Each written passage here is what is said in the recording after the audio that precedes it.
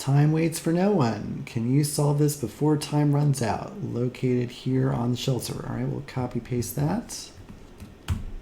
Come over here to the shell server.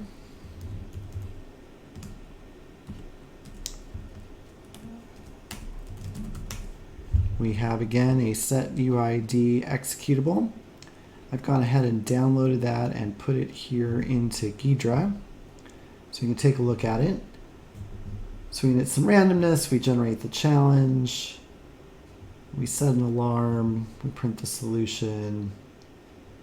Oh, this is going to be interesting. All right, we're not going to be able to use our technique before with the debugger because there's a system call here, and if we run in the debugger, we're going to lose that set UID. And so we're going to need to actually figure out how to get this challenge and response to happen before the alarm goes off. Let's see how much time we have. Oh yeah. Wow, we have basically no time. So we're going to need to script this.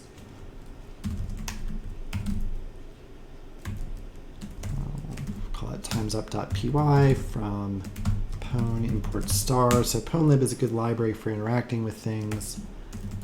We'll start a copy of times up. And then we'll receive until, what's the word, challenge. And I think, let's see, colon and a space. Colon space. And then we'll get the challenge itself. So receive the rest of the line. And the rest of the line there looks like a big mathematical expression. So I'm just going to ask Python to evaluate. This is like super unsafe code.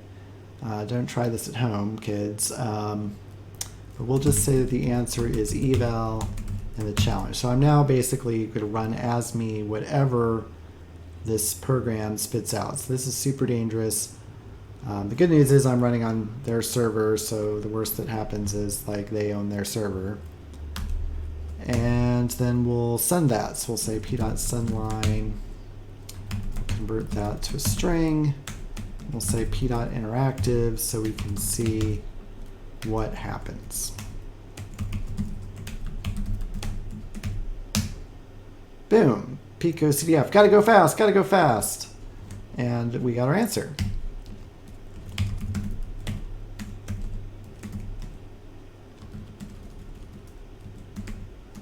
Oh yeah.